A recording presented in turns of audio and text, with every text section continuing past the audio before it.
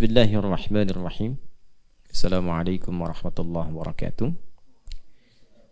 Alhamdulillah wassalatu wassalamu ala Rasulillah wa ala alihi wa sahbihi wa man walah wa ba'd. Teman-teman sekalian, di pertemuan yang lalu kita telah mempelajari tentang roadmap kehidupan manusia, peta jalan, peta hidup. Setelah kita membahas tentang esensi kehidupan kita, siapa ini kita ini, kenapa ada di dunia, apa yang dilakukan, kemana setelah itu, bagaimana dievaluasi. Nah, kita sudah membahas itu semua dan memahami dan menemukan siapa kita, keturunan siapa, tugasnya apa. Ya, bagi yang baru bergabung dicek lagi di awal jumpa kita saat i'tikaf. Pembahasannya ada. Kemudian setelah paham siapa kita, memahami peta jalan supaya tahu menjalani kehidupan itu seperti apa. Ya, karena kita ini diterangkan dari awal mula pembahasan termasuk keturunan Nabi Adam alaihissalam, karena itu disebut dengan Bani Adam, maka tugas yang sama yang diamanahkan oleh Allah kepada Nabi Adam alaihissalam itu pun diteruskan oleh anak cucunya yang berkehidupan di bumi. Karena memang hidup di bumi ini, al-ard ini, membawa misinya satu, untuk menjadi khalifah, dengan 3 makna utama itu ya, yang saling menggantikan, yang membawa segala hal yang bermanfaat, serta yang menunaikan tugas dengan sukses dan membahagiakan apapun aktivitasnya. Nanti frame-nya ya disebut dengan ibadah. Semua pekerjaan di muka bumi ini yang diniatkan sebagai ibadah maka menjadi amal saleh. Diberikan bekal awal berupa iman, kemudian setelah itu ilmu dan diteruskan. Nah, bagaimana membuat peta jalan hidup untuk memilih apapun yang bisa kita pilih sesuai dengan petunjuknya? Maka rumusnya keluarkan semua kata Bani Adam yang terdapat dalam Al-Quran. Kita sudah hitung itu ya, setidaknya berjumlah 7 bagian ya, 7 kata disebutkan dalam Al-Quran di beberapa surah yang berbeda. 5 menggunakan ya Bani Adam, 2 tidak menggunakan ya, tapi hanya menggunakan Bani Adam. Terdapat di surah Al-A'raf 5 kali disebutkan, ayat 26, 27, 31, 35 dan 172. Di surah Al-Isra di ayat ke-70 dan surah Yasin di ayat ke-60. Nah, di pertemuan yang lalu kita sudah mengambil 4 ya. Ya kan? Baik, membahasnya dari surah apa dan ayat berapa dulu? Seingat? Al-A'raf 172. Jadi, sebelum berkehidupan, memulai aktivitas sebagai khalifah di muka bumi dengan 3 misi tadi, sebelum terlahir Allah sudah mengingatkan mengambil komitmen ya, yang diberikan bekal iman dulu. Ingat itu ya. Jadi nanti apapun yang dilakukan dalam kehidupan kita itu di muka bumi, tugasnya apapun, maka kalau ingin mudah, ingin lancar ya, harus diawali dengan iman. Kan belajar pakai iman. Wa ma kana al-mu'minuna liyanfiru kaffah, kan? Kemudian bekerja pakai iman. Ya ayyuhalladzina amanu kulu min thayyibati ma razaqnakum. Kalau kita mulai semua dengan iman, maksudnya menyambungkan, mengoneksikan diri kita dengan Allah, maka oleh Allah akan dibuka semua akses kemudahan-kemudahan dalam berkehidupan. Nah, nanti pembuktian iman itu lahirnya perbuatan yang dinilai benar oleh Allah, dinilai baik.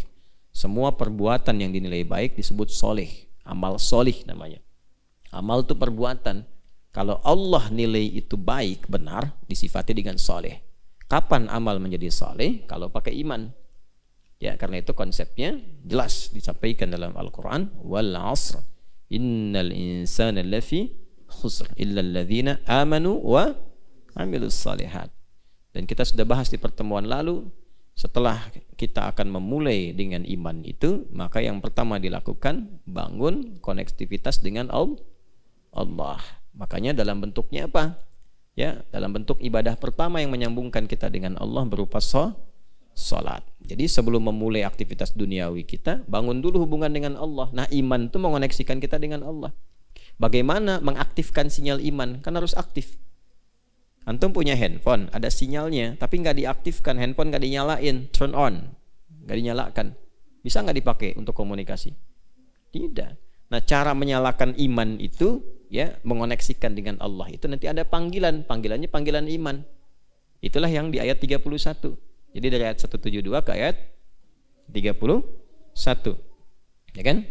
Dari Bani Adam ke ya Bani Adam, komitmennya Bani Adam. Wa idz akhadha rabbuka mim bani Adam min zuhurihim dzurriyyatahum wa asyhadahum ala anfusihim alastu bi rabbikum. Nah, itu komitmen keimanan, syahadat, persaksian. Setelah itu diaktifkan sinyal imannya. Ya, lewat ayat ke-31. Ya Bani Adam khudzu zinatakum 'inda kulli masjid. Cara menerjemahkan yang paling nyamannya, hei semua anak cucu Adam, kalau ada panggilan dari masjid, segera respon, kenakan pakaian terbaikmu.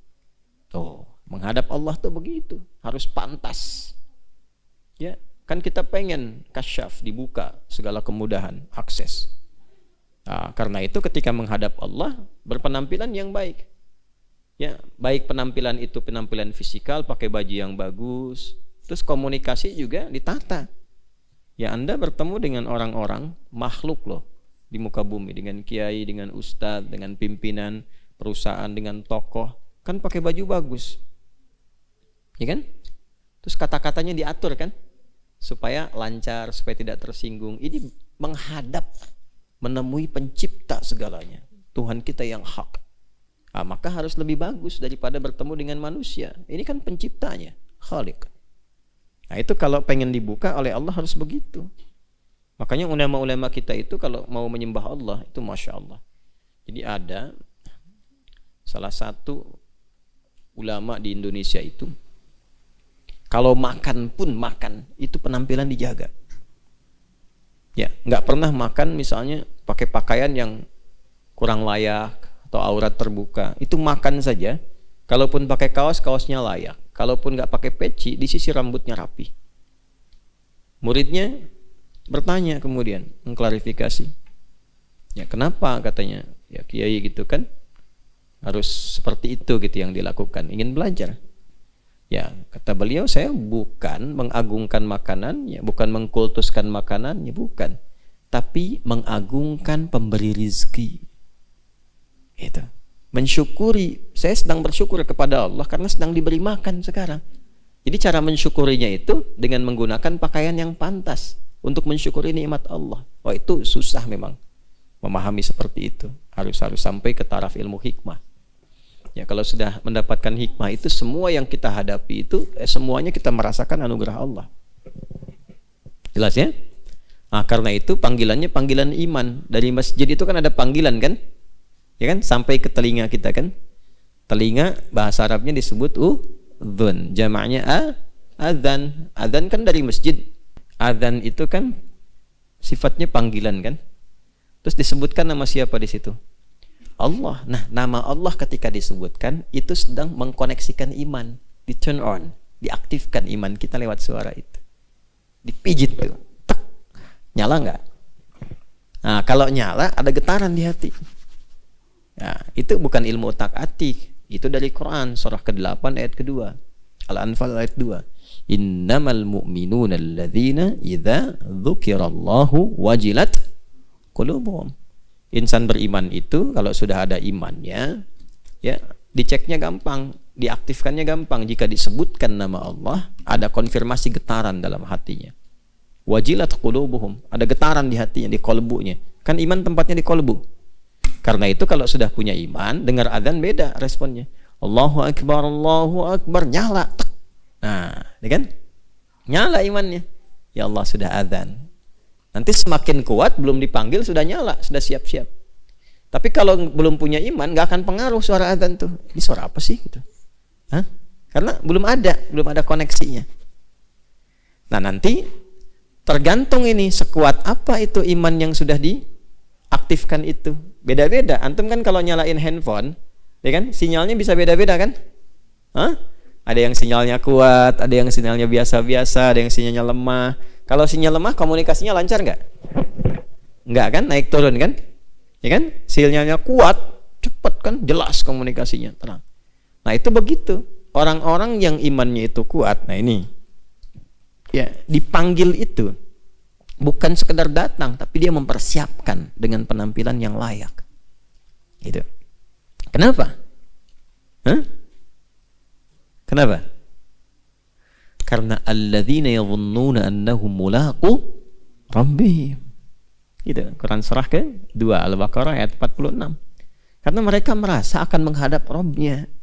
Karena merasa menghadap Rabbnya yang paling agung itu, maka diperbaiki penampilan, dibagusin. Nah, itu membuka akses. Ya. Gini. Kalian datang ke orang tua dengan penampilan yang bagus, harum gitu. Orang tua senang nggak? Kata-kata sopan, senang nggak? Senang. Dipeluk, dicium, didoain walaupun belum diminta. Kadang-kadang dikasih uang saku. Gitu ya. Allah itu punya sifat Rahman dan Rahim. Kita datang dengan menghamba, tapi memuliakan diri kita dengan penampilan terbaik untuk mengagungkan Allah. Allah senang. Gitu ya. Nah, kalau Allah senang, semua dibuka. Makanya cara kita meningkatkan semua nilai-nilai aplikasi iman itu kan ujungnya disebut takwa. Kalau sudah takwa, kan diakumulasikan, takwa itu kan bentuknya itu refleksi dari iman. Pancaran iman itu takwa. Ya, bentuknya kan amal soleh kumpulannya. Salat, infak, puasa, zakat itu dari iman semua.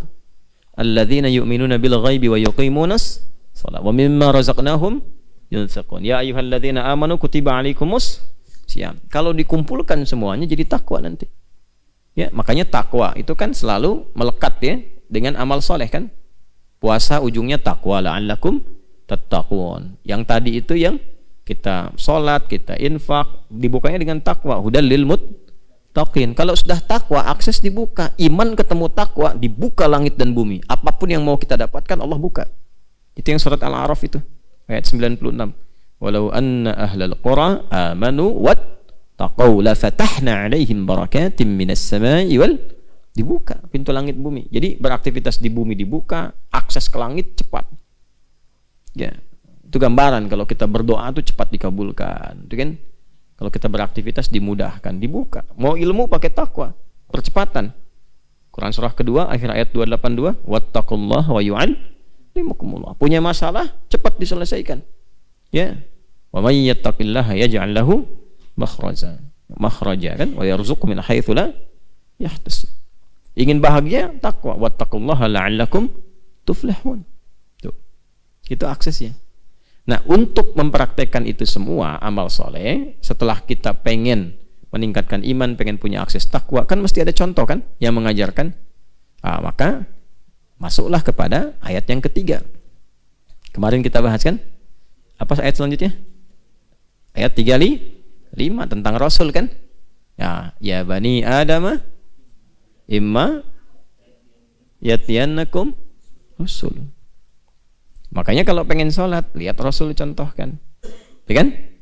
Jelas ya? Mau zakat, lihat keterangan dari Rasul sallallahu alaihi wasallam bagaimana ukuran-ukurannya.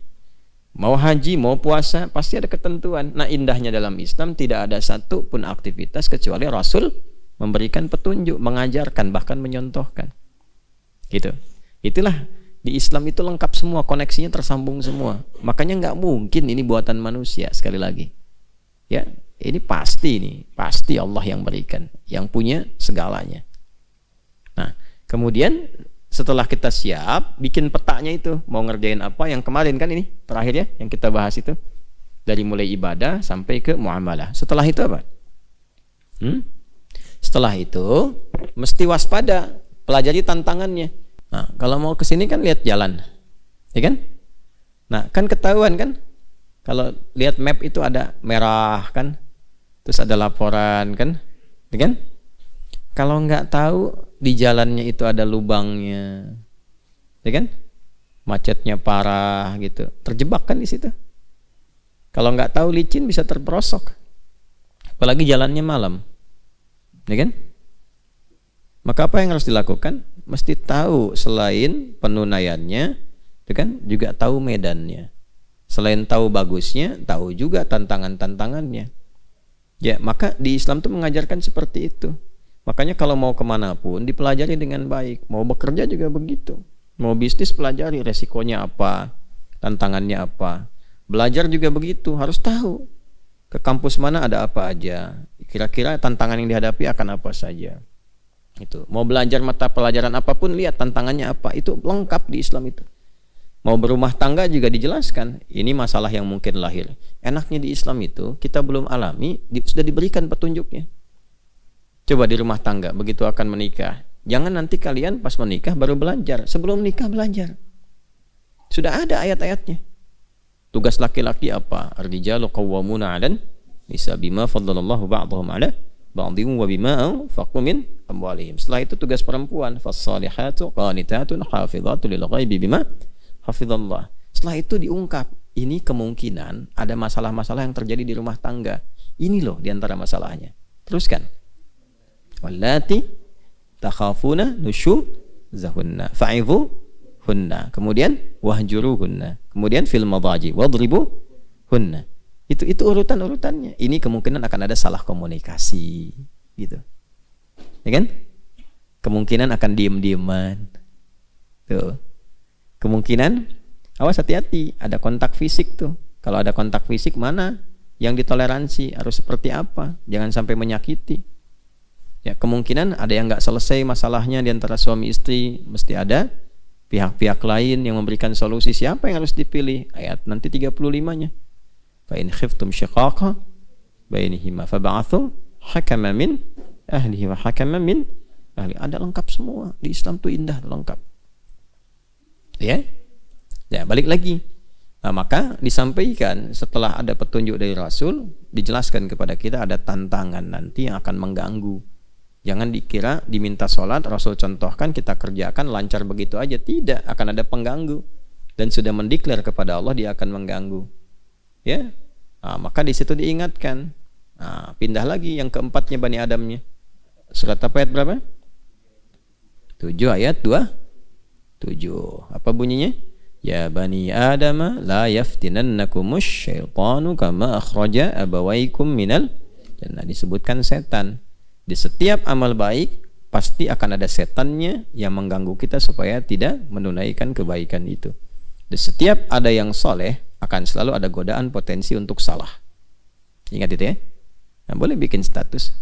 Di setiap amal soleh akan selalu ada godaan, ya, yang mengarahkan pada potensi salah. Karena ada apa? Ada setan. Nanti kita akan belajar lagi. Nanti setiap itu cari lawannya. Setan lawannya siapa? Malaikat. Makanya dengarkan bisikan malaikat ketika ada provokasi dari setan. Akan selalu dua itu. Ya, kalau kalian misalnya keluar mau pakai sendal orang, itu pasti ada dua bisikan. Yang satu pakai aja dulu, ntar kan tinggal bilang setelah itu. Yang satu akan bilang jangan. Bagaimana kalau meninggal saat dipakai? Kan belum izin. Tuh. Nah, yang baik itu malaikat. Yang jelek setan. Jelas? Maka malaikat disebutkan 88 kali di Quran, setan disebutkan 88 kali. Sama itu jumlahnya. Artinya dalam setiap perbuatan kita itu malaikat selalu mendorong untuk baik, tapi saat yang bersamaan setan juga selalu memprovokasi. Antum mau ngerjain apapun, setan tuh selalu memberikan was-was. Apapun itu. Termasuk mau ngaji juga begitu. Apa dikira akan lancar saja? Tidak. Mau i'tikaf juga begitu. Selalu itu. Nanti saat yang bersamaan ada bisikan lawan berupa kebaikan. Itu pasti itu. Jelas ya? Baik, itulah yang 4 yang sudah kita bahas. Sekarang masuk kita pada bagian yang ke 5, 6 dan 7. Baik, kita bangun konektivitas dengan Allah. Kemudian kuatkan ibadah, pokoknya sholat. Lihat contoh dari Rasul, bagaimana mengajarkan di semua aktivitas. Waspada dengan setan, yang keempat. Yang kelima, 6 dan 7, berarti ada 3 ayat lagi yang belum kita tampilkan ya. Baik, kalau sudah kita dapat poin ini, maka kita harus sudah mulai menata diri, menyiapkan. Ya. Jadi konsepnya kan sudah paham kan? Nah, maka eksekusi. Siapkan diri kita. Ya, kalau mau ke undangan itu udah tahu petanya, udah tahu jalannya, dandan kan, ya kan, kayak baju yang rapi udah disiapin semua kan, nah, tinggal berangkat kan kemudian ya, udah tahu jalan, jadi lancar sampai ke tujuan. Undangan jam 10, setengah 10 udah datang, karena tahu waktu kan. Nah, maka kita pun sama, kalau sudah tahu, sudah paham, siapkan. Ya, tadi kan yang mau disiapkan apa? Iman, amal soleh kan, akumulasinya jadi takwa kan. Maka yang kita siapkan agenda-agenda takwa, dan sudah tahu setannya menggodanya bagaimana. Jadi kita bisa atasi itu. Ya kan? Petunjuk Rasul untuk mempraktekkan semua ajaran itu seperti apa. Maka yang tinggal kita praktekkan bagaimana menyiapkan agenda takwa, mengenakan pakaian takwa kita supaya kita eksekusi. Nah, kira-kira dari 7 itu ayat yang mana tuh yang ada pakaian takwanya? 26. Ya bani Adam qad anzalna alaikum libasa yuwari sawatikum warisha. Terus walibasut taqwa dzalika khair. Itu ya. Ya anak cucu Adam, demi keagunganku aku telah turunkan kepadamu, berikan kepadamu pakaian yang menutup aurat. Nah, itu ada 2 maknanya. Ada secara fisikal, bahwa hidup kita itu akan tertutup auratnya, berpakaian yang benar. Jangan terbuka aurat. Aurat itu maksudnya begini, kalau kebuka jadi jelek. Aurat itu sesuatu yang terbuka, yang kalau kelihatan jelek itu aurat. Ya. Jadi aurat itu bukan tertutup, aurat itu terbuka. Sesuatu yang gak enak dilihat terbuka, makanya ditutup. Ya kan? Nah, kalau kelihatan jadi jelek namanya sau. Sau. Kalau jadi perilaku namanya su. Ya. Di sesuatu yang gak enak terlihat itu sau namanya, sauatikum, ya kan? Sudah? Qad anzalna 'alaikum libasa yuwari sauatikum wa risha. Risha di situ model yang bagus-bagus. Ya, silahkan, ini makna pertama, makna hakiki. Jadi silahkan kenakan pakaian yang bagus-bagus, modelnya mungkin juga bisa beraneka ragam, kan? Ini baju-baju ya kita sebut baju koko kan modelnya macam-macam kan? Silahkan, jadi fashionable orang muslim itu. Quran itu menuntun kita untuk menyesuaikan berpenampilan yang bagus, silahkan, senyamannya. Ya, mungkin beraneka ragam budaya bisa macam-macam pakaiannya. Di Indonesia saja kan Masya Allah, Jawa dengan Sumatera dengan Kalimantan punya khasnya kan. Nah, tapi pakaian khas itu jangan sampai sebagus-bagusnya tapi aurat kebuka. Ya, aurat-aurat pokok yang nggak enak dilihat. Yang lihatnya aja nggak enak gitu kan. Ya, oh tapi kan itu biasa aja, berarti kebanyakan lihat yang nggak bagus. Karena kalau kebanyakan lihat, nanti mata itu sudah nggak sensitif lagi. Gitu. Kalau orang lihat gambar-gambar yang buruk, kebanyakan lihat nggak sensitif lagi, malah terus dianggap biasa nantinya. Ya, ada orang nonton video porno atau lihat misalnya pornografi, gambar-gambar nggak elok. Awal-awal itu pasti ada penolakan karena sau. Ketika dipraktekkan su, tapi kalau keseringan dianggap biasa. Maka orang-orang yang menganggap normal aurat itu kebanyakan lihat yang salah. Makanya matanya nggak peka dengan yang benar. Ya kan? Itu pakaian terhormat kok. Iya, di kalangan Anda yang biasa ngelihat yang salah. Gitu kan? Paham ya? Nah, tapi kalau kita kembalikan pada cara yang benar, tertutup. Kan fitrah manusia itu sebetulnya kalau melihat sesuatu yang tak pantas dilihat, sensitif tuh, nggak enak ngelihatnya. Ya, ngapain sampai dibuka-buka begitu, gitu kan? Nah, dan seterusnya lah. Kita nggak usah bandingkan dengan makhluk-makhluk lain. Ya, cukup kita berperilaku sebagai manusia aja. Nah, Allah itu mengatur kita supaya tampil bermartabat dan membedakan dengan makhluk-makhluk yang lainnya. Karena nanti ada fitrah makhluk yang memang nggak berpakaian. Kalau berpakaian jadi aneh. Memang auratnya mesti tampil. Ya, kalau nggak tampil jadi aneh. Apa diantaranya? Hewan. Ya, coba kambing kasih pakaian, aneh. Ayam kasihin jaket, aneh. Ya, silakan. Singa kasihin sarung, aneh. Ya, jadi bingung malah gitu. Ya, jadi bingung karena memang konsep hidupnya seperti itu, dibuat itu untuk tampil apa adanya. Ya, jadi keindahan, bahkan juga ketangguhan dan sebagainya ketika tidak pakai pakaian itu untuk binatang. Gitu ya. Nah, manusia berbeda, indahnya itu saat berpakaian. Ketika nggak berpakaian bikin gaduh. Ya. Jangan antum lah gitu ya. Ada orang telanjang tuh, dia masuk jalan tol pakai motor telanjang aja begitu bikin gaduh. Itu lepas dari Ragunan siapa tuh katanya kan? Ya kan hanya hewan yang tidak berpakaian. Manusia makanya aurat-aurat yang pokok yang harus ditutup itu mesti ditutup. Kalau enggak sau. Ya, sau tuh. Kemudian kalau jadi perilaku perilaku jelek. Ya. Sudah. Sau, orang Jawa bilang saru. Ya kan? Jelas? Nah, silahkan modelnya bisa diatur. Mau pakai jubah silahkan, mau pakai batik silahkan, ya, pakai pakaian gamis silahkan, baju-baju koko silahkan dan sebagainya. Silahkan. Yang penting modelnya menyesuaikan dengan tradisi masing-masing, nggak apa-apa. Nah, Islam itu adaptasinya itu indah, nggak banyak menyoal. Ya, jelas ya. Oh, dan nggak perlu muncul sentimen-sentimen. Oh, ini pakaian Arab nih, nggak nasional nih, nggak ada pakaian begitu. Ya, Pangeran Diponegoro pahlawan nasional bukan? Nasional, pakainya jubah. Coba lihat, Imam Bonjol pahlawan nasional bukan? Nasional, pakai jubah, atasnya pakai sorban. Dia kan? Kan tidak disebutkan pahlawan Nusantara kan? Pahlawan nasional. Dan di kita ini ragamnya diterima banyak, gak ada masalah. Oh, yang paling Indonesia yang pakai batik misalnya, tidak juga. Ya, yang penting kita mempraktikkan nilai-nilai keindonesiaan dengan baik. Jadi pakaian keislaman itu nggak dibatasi dengan sekat tertentu.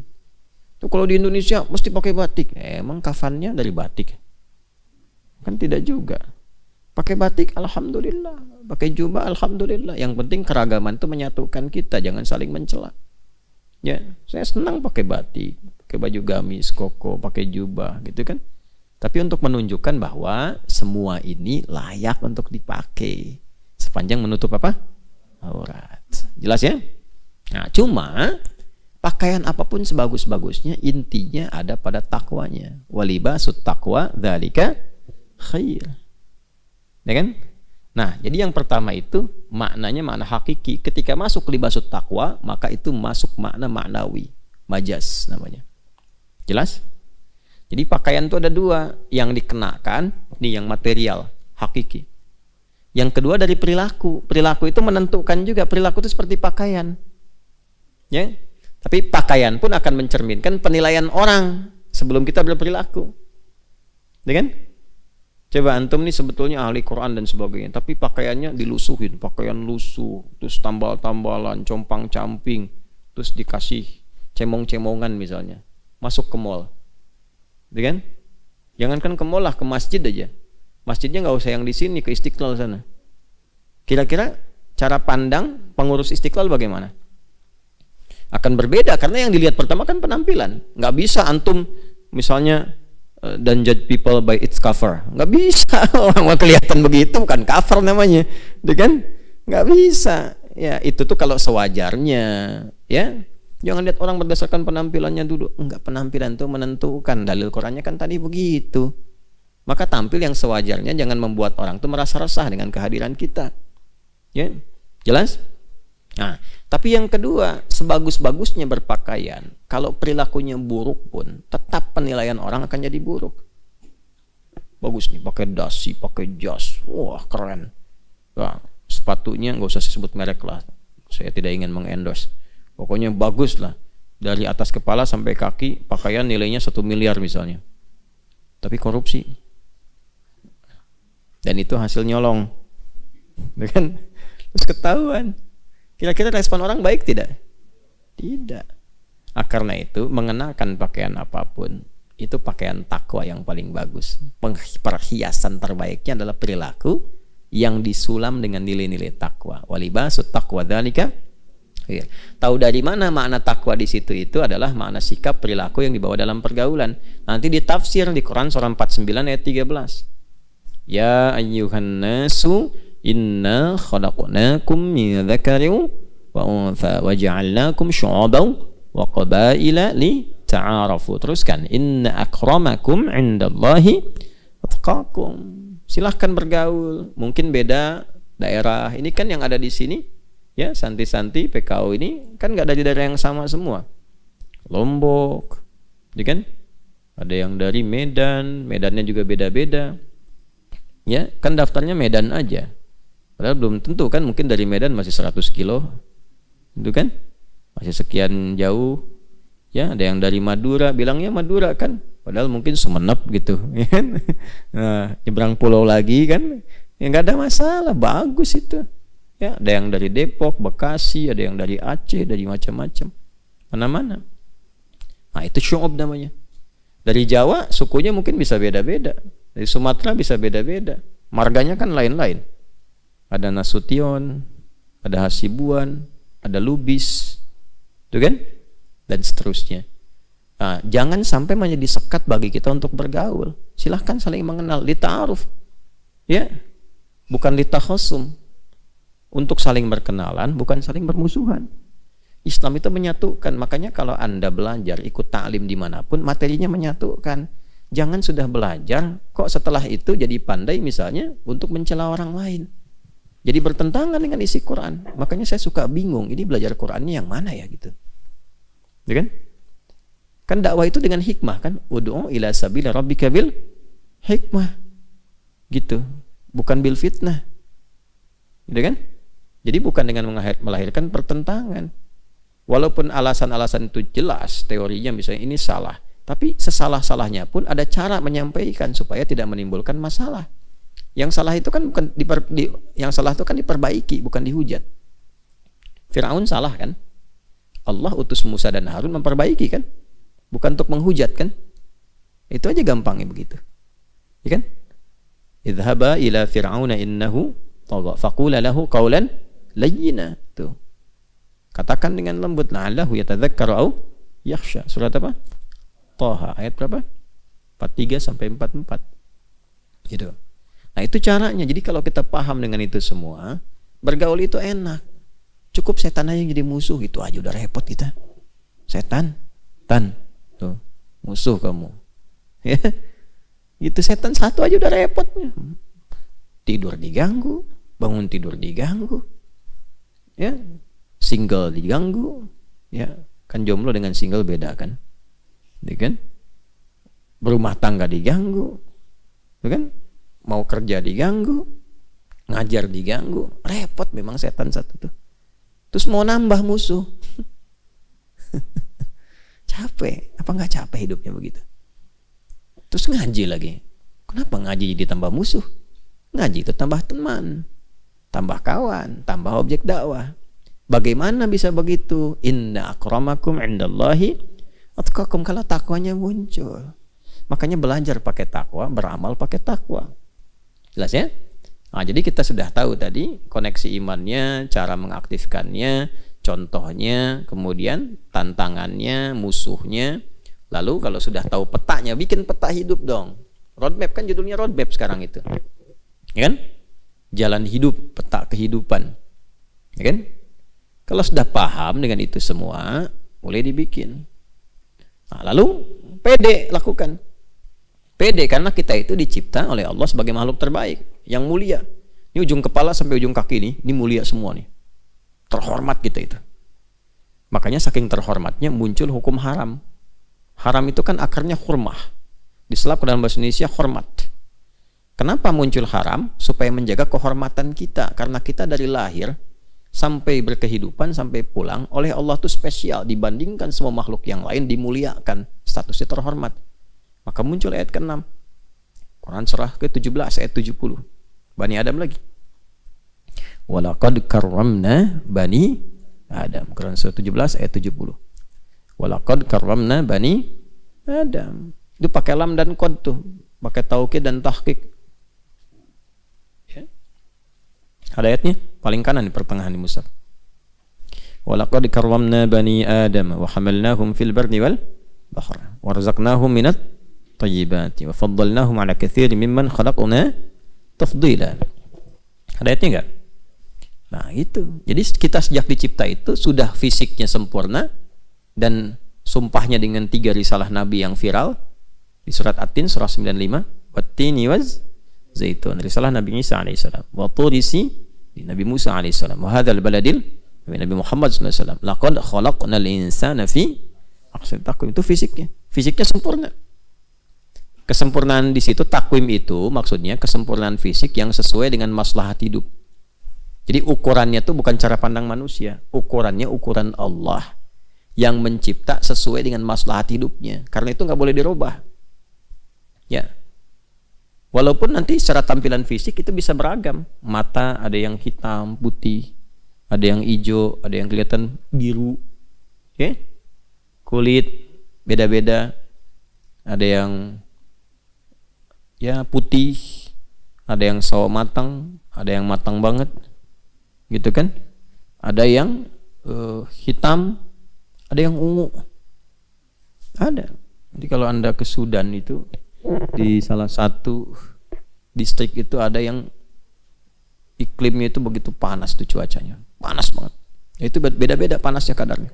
Ada yang standarnya cuma ya 23, 25. Ya, di Afrika jangan semua dilihat hitam, banyak yang putih. Di Libya banyak yang putih, ganteng-ganteng. Ya, saya nggak sebut perempuan ya, laki-lakinya aja. Mesir juga kan Afrika Utara. Gitu kan? Ya. Sebab perempuan tuh kasihan, dan kadang kasihan tuh maksudnya begini, ke kitanya bukan ke perempuannya. Bisa jadi kalau nggak bisa jaga hati, fitnahnya banyak. Ngelihat yang cantik bisa jadi salah, syahwat muncul. Lihat yang jelek, ngejek. Kan sama aja dosanya. Sama-sama dosa kan? Coba lihat. Ya, kalau Anda bercanda dengan yang jelek, ngejek kan sebenarnya. Ya kan? Tapi kalau dengan yang cantik jadi syahwat kan? Nah, makanya pandai-pandai jaga itu tuh, jaga hati, jaga syahwat.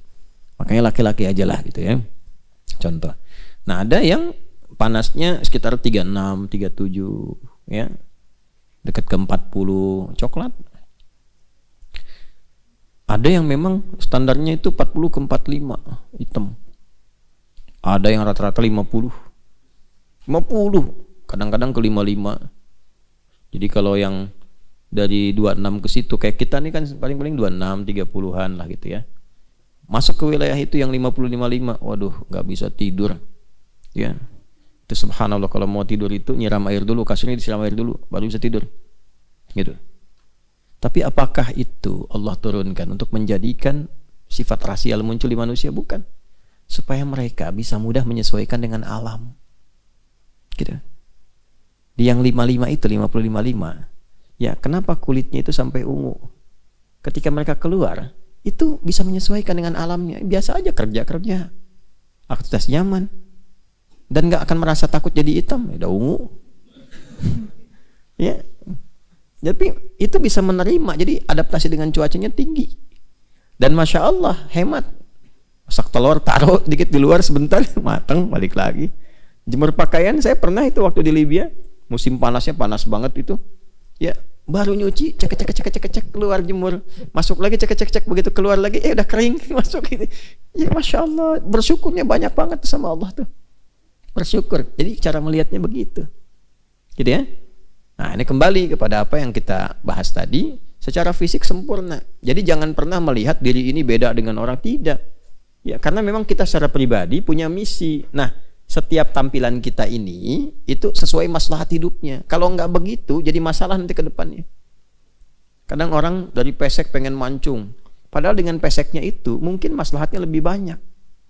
Ya, lebih mendukung dia untuk pekerjaan tertentu, tampilan sesuai dengan keadaan dan sebagainya. Gitu kan? Ya, dan kalau merubah jadi bahaya nantinya. Jadi repot. Kan ukuran itu udah sesuai. Walladzi qaddara fa sesuai. Jadi antara hidung dengan ini, dahi ini, ya, di jidat ini, di dahi ini seimbang. Makanya kalau sujud itu pasti sesuai itu. Ya, ketika dahinya menempel, kan? Umirtu atau umirna, ini Ibnu Abbas radhiyallahu taala anhuma, umirna an nasjuda bi sab'ati a'dha. Kita diperintahkan untuk sujud dengan 7 anggota tubuh kan? 1 jabhah, kening dahi. Yang kedua 2 telapak tangan, 1 tambah 2 3. Yang ketiga 2 lutut, 3 tambah 2 5. Ya, 6 dan 7-nya mana? Ya, 2 jari atau jemari di 2 telapak kaki. Ya, 2 itu. Jadi 7. Nah, ukuran kesempurnaan bisa nyamannya, kening itu bisa lurus sampai ke belakang kepala lurus, bagus gitu sujudnya. Nah, itu ada untuk menempelkan ini hidung, tapi isyaratnya itu hanya menunjuk ketika menyebutkan jabhah, ini menunjuk kepada hidung. Maksudnya apa? Ada keseimbangan antara kening dengan hidung. Kalau tempat sujudnya itu bagus, bersih seperti sekarang kita ini, maka hidung menempel itu akan lebih seimbang. Ya. Tapi kalau tempatnya misalnya ya diprediksi ada debu, walaupun bersih apa, tapi mungkin sensitif hidung apa, itu hidung bisa naik sedikit misalnya kan, tapi masih tetap seimbang bagus. Nah kalau dirubah dari pesek jadi mancung, nggak akan seimbang. Begitu mau nempel, pasti nyangkut dikit begitu. Ya kan? Ya.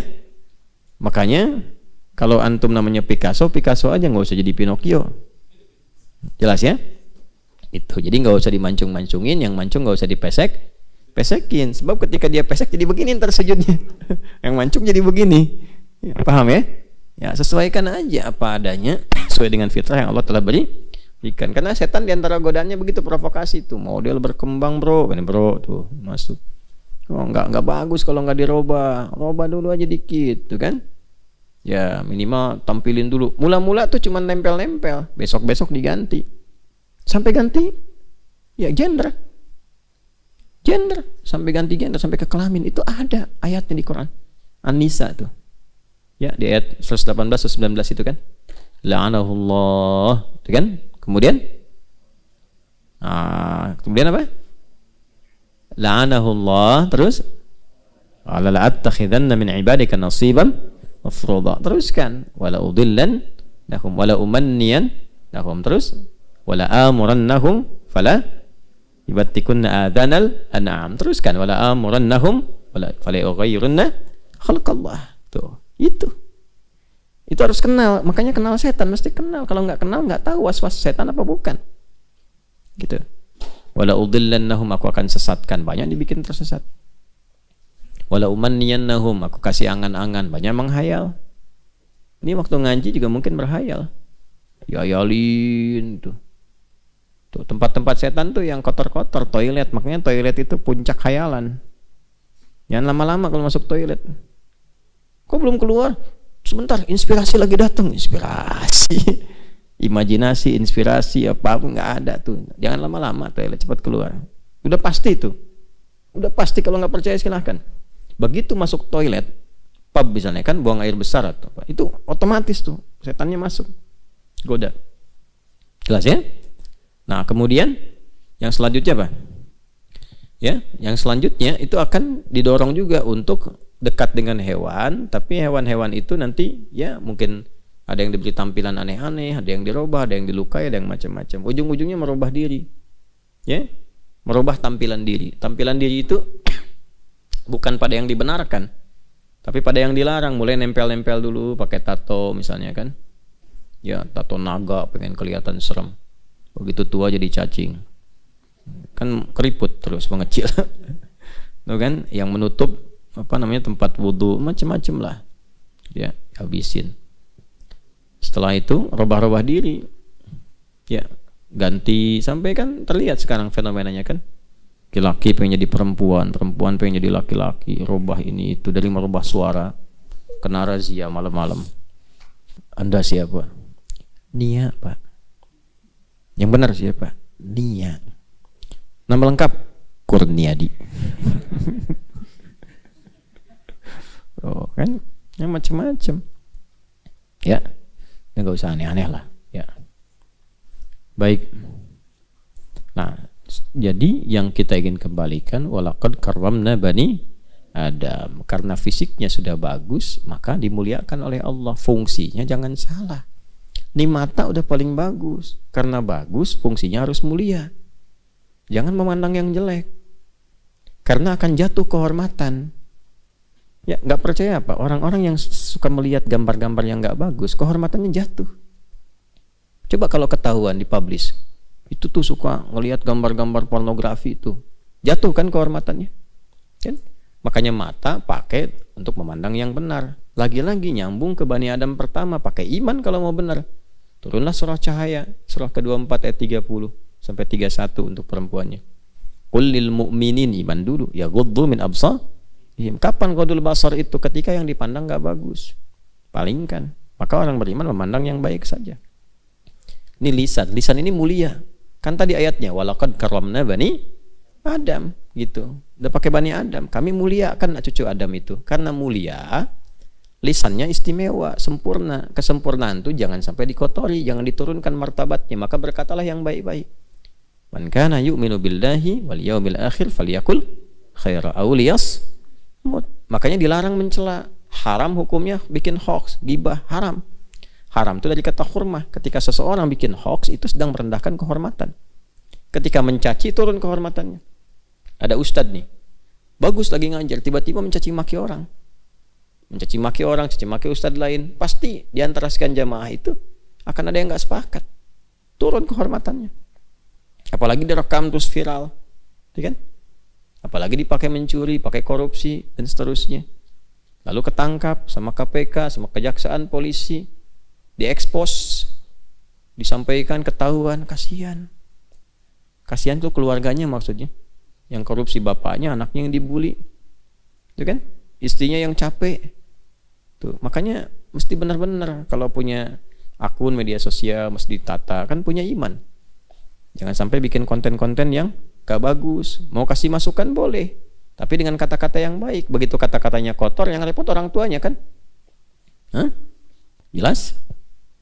Baik ya. Nah itu gambarannya. Dimanapun beraktivitas, mau di daratan, mau di lautan.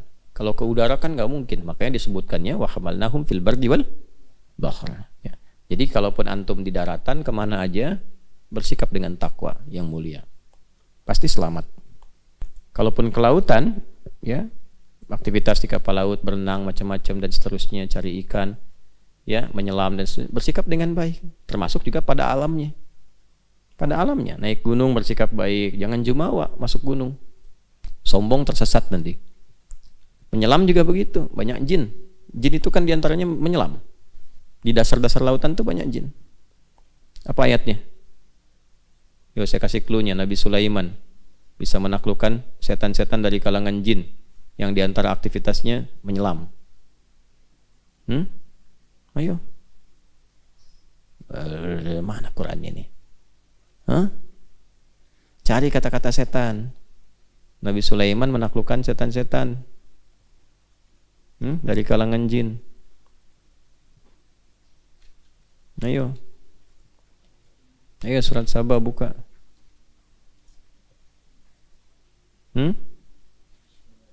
Terus?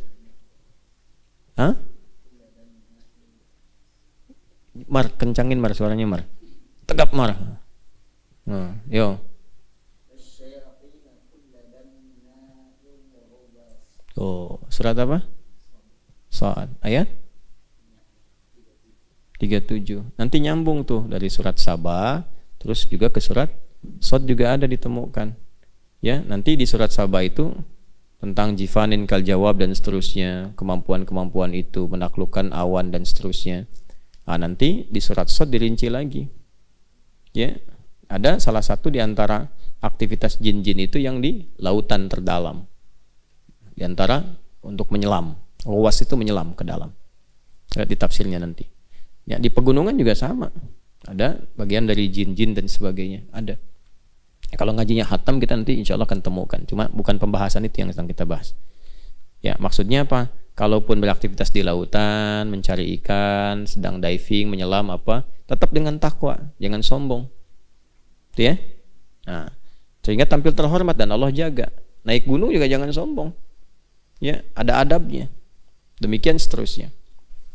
Ya, kemudian mencari rezeki karena kita sudah mulia, maka rezekinya pun harus yang baik-baik. Razaqnahum minat thayyibat. Harus yang baik. Kalau nggak baik berarti imannya bermasalah. Jelas? Nah, udah 6 aja konsisten tuh. Makanya rukun iman ada berapa? 6. Jangan salah. Kan udah dikasih jalan yang benar, petunjuknya ada, rasulnya ada, dijelasin, setannya dijelaskan, gangguannya begini, udah tinggal tampil aja, terus pede, kita itu makhluk terbaik, pede jalanin, udah 6. Begitu lewat yang 6 dilewatin, disuruh beriman malah kufur, disuruh rendah hati malah sombong, disuruh takwa malah membangkang, itu kan, kriminal dan sebagainya. Maka pulangnya susah. Oleh karena itu dikecam oleh Allah saat pulang. Muncullah surat Yasin ayat 60 sampai 65-nya itu. Ya, diminta waspada dengan setan malah diikuti. Makanya ketika kembali kepada Allah, dibalikin komitmennya. Ya, alam ahad ilaikum ya bani Adam. Terus Allah ta'budu syaitan. Aku kan udah bilang ke kalian, kan kita udah komitmen. Ahad itu kan mengambil ahdun, ta'ahud itu mengambil komitmen, perjanjian. Kita kan udah ngambil perjanjian. Al-A'raf 1 juga kan ada perjanjian. Jangan diikutin setan. Malah diikutin kalian ini. Yang kalian selalu lakukan itu bangun koneksi dengan aku, dengan ibadah. Wa ani buduni. Hadza siratum mustaqim. Jadi kan? Karena aku udah bilang yang harus kalian lakukan itu aktifkan imannya, perbanyak ibadahnya, ikuti jalan Rasul. Kenapa yang diikutin setan? Walaqad adalla minkum jibillan katsira. Terus tuh, apa kamu nggak sadar? Akal kamu nggak dipakai. Aku kan kasih akal. Setan tuh kan banyak nyesatkan, kayak malah diikutin.